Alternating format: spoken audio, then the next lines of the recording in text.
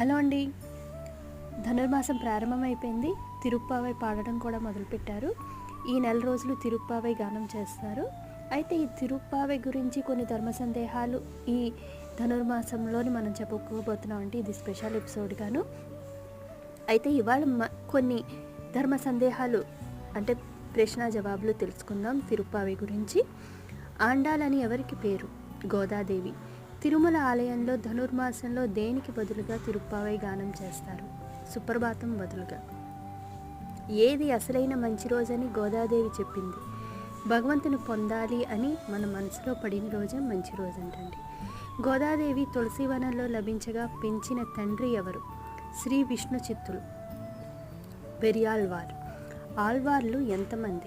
12 మంది. గోదాదేవి ఎవరి అంశంగా అవతరించింది? భూదేవి. రేపు మరికొన్ని తెలుసుకుందాం. Thank you.